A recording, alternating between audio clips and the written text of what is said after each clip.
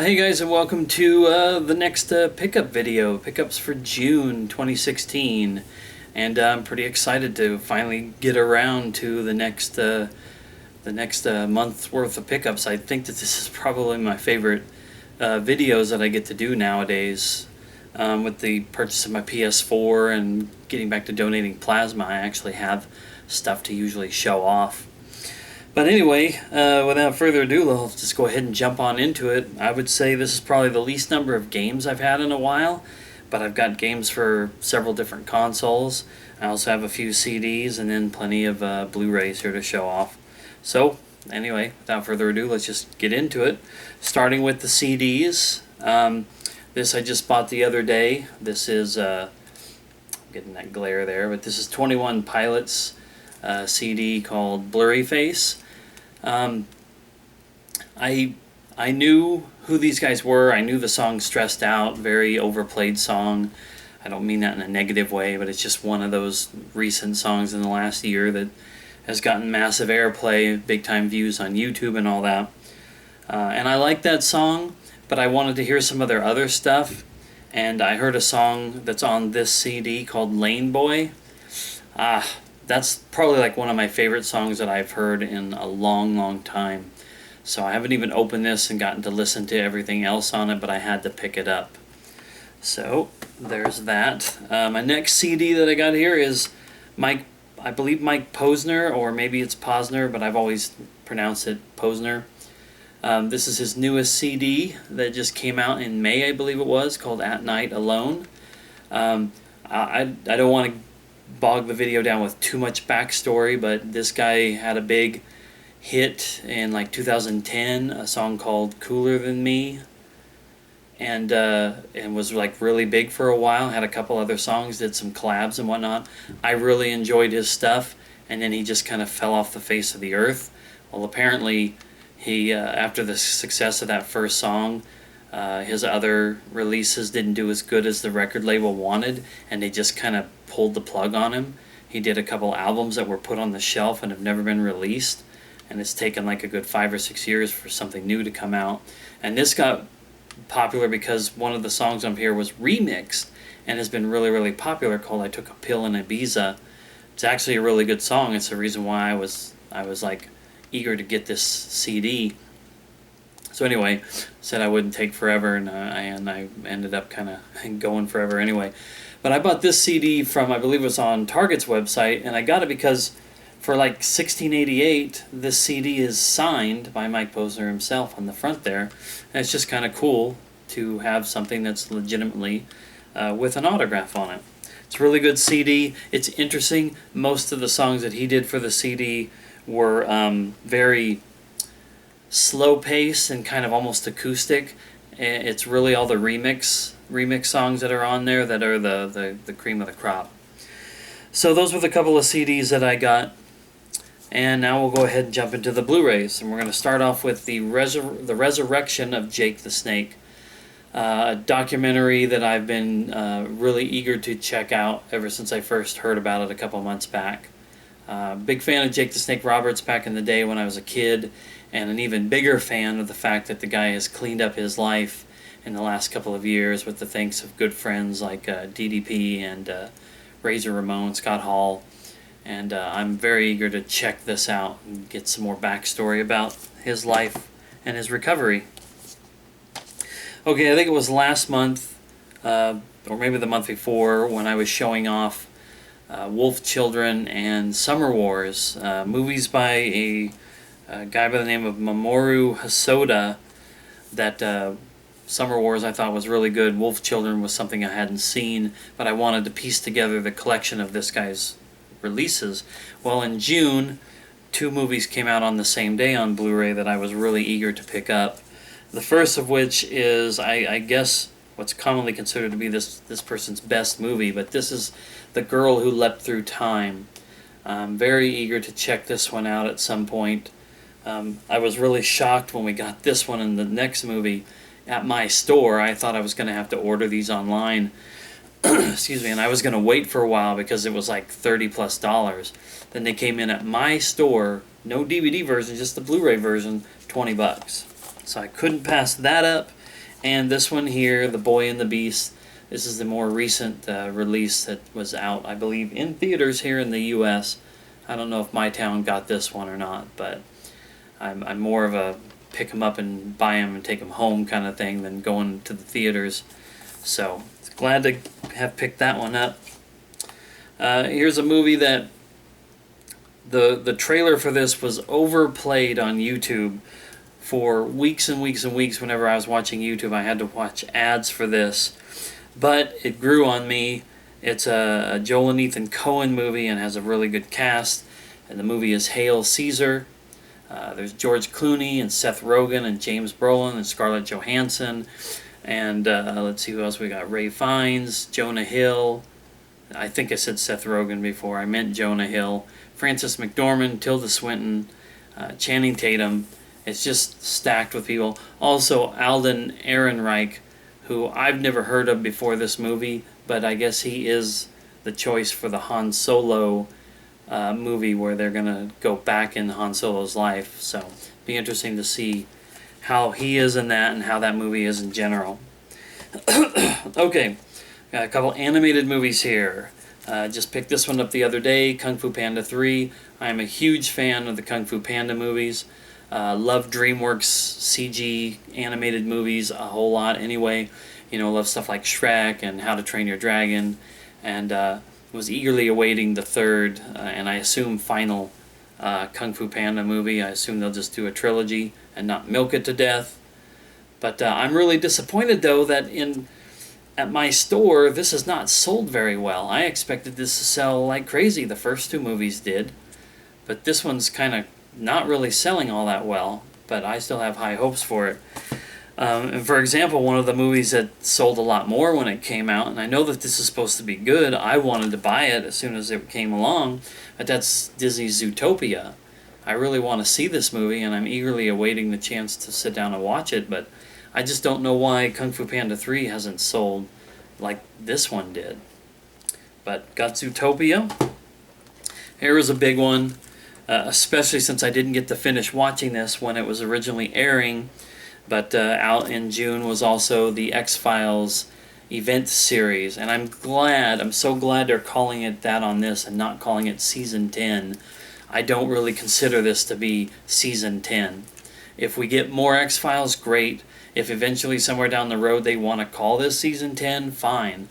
But the event series, a 6-episode series, that I missed the last 2 episodes of it because I was really heavily involved in my new PS4 when I got it.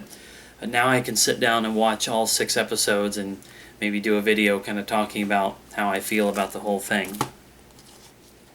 And then the last movie that I'm going to show, because this was kind of like my most anticipated movie release for June, this would be 10 Cloverfield Lane, that comes in the world's worst Blu-ray cover sleeve that I've ever seen. Like, it's not a full front. It's got this piece back here that I'm sure in some people's hands will get bent and tore off. I don't know why they couldn't do this in a case that completely covered the front, or just do it without a sleeve. But anyway, no bother. It's just I'm a sucker for presentation, and this looks really weird. But oh my gosh, I want to watch this movie so much. In fact, I'm surprised that I haven't ripped it open yet and watched it. But at some point, I will be watching this soon. Okay, and now we can jump into the games. And I have a couple generations worth of PlayStation games to show off. The first thing that I got is Soul of the Samurai for the original PlayStation. This was a game I've wanted to play for years, since it first came out, and I don't know why I never did pick it up. But I managed to get a pretty nice complete copy here with everything, inside of it for relatively cheap. Then I got a couple of PlayStation 2 games. These were kind of on a whim. This one, I think this one may have been on a YouTube video that I watched where it was suggested that it was pretty good. But this is Batman Begins for PlayStation 2. Yeah, in fact, I think it was a Cat Icarus video. It was on his list of like top 20 favorite PS2 games, I believe. Anyway, I thought, well, yeah, I'll pick it up. It might be, if somebody else thinks that it's good. So many of these comic book and movie licensed games turn out to be horrible. And there was a Batman game on the PlayStation that left a lot to be desired. So I'll be curious to see whether or not this one is as good as it appears to be. And then I picked this one up, another PS2 game that I always kind of wanted to own and check out, see if it was as fun as it looks. But this is Total Overdose, a gunslinger's tale in Mexico. This is a IDOS game, and that's why it has this bonus disc, which thankfully, the copy that I bought, it is included. The bonus disc is a first look DVD at Tomb Raider Legend. It's not a demo to play. I think it's just some footage of Tomb Raider Legend, which was a pretty good Tomb Raider game. So, anyway, I kind of like getting these games that have a little something extra, demos or first looks or whatever. So I picked that one up. All of those for relatively cheap. Alright, now we're going to jump into some PS4 games. All brand new titles here. The first one, I don't know if I'll regret picking this up somewhere down the road if I ever decided to jump into this, but it's Bloodborne. It dropped to $20 in my store, so I couldn't let it go. It was the last copy.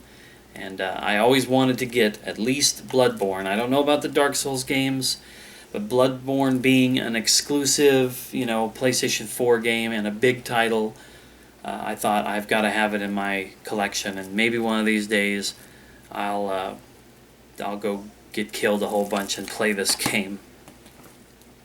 All right, here's a game that I have high hopes for it being fun. I know that the reviews for it so far are kind of all over the place. It just came out a couple of days ago, but I've been interested in it for several months. That is the Technomancer. It is a kind of a sci-fi RPG released by Focus Home Interactive. I believe the actual developer is Spiders. They did some other games like Bound by Flame and some other game that this is like a continuation of, but that game was not so good. Something like Mars Logs or Mars War Logs or something. I don't remember exactly. But this one has gotten reviews that are kind of mediocre. And then I've seen some people on YouTube who said it was really good, and some that said it was really bad. So I'm just going to be the judge for myself. I will be playing this very, very soon. When I complete the game that I'm currently working on, I think I'm going to jump into this. Also, this last week, because Technomancer came out last week on the 28th, this also came out that day. This is Star Ocean, Integrity and Faithlessness. They really go for the wordy titles on the Star Ocean games. But it's basically Star Ocean 5, exclusive to the PS4. I believe, and Day 1 edition with some DLC stuff in it. This is not getting such great reviews either. It's being stated that it's kind of a short game, like a 20-hour RPG. I don't know. I have not completed a single Star Ocean game in my life, but I love the second and third ones. I do not own the fourth game yet, but I will get it at some point. But I had to get this. JRPGs on the PS4. I can't get enough of them because I want to kind of I want to let the JRPG phenomenon live on in my life for whatever consoles that I own. So there is that. And then up next is a game that I did an unboxing for, so some of you who are watching this may have already seen this, but this is the Odin Sphere Life Thrasser Storybook Edition. Basically the remaster of Odin Sphere for the PlayStation 2.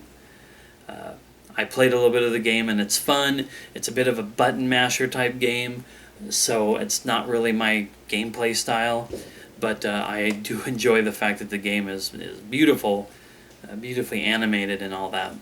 So that would have been my highlight game or my finishing the video game.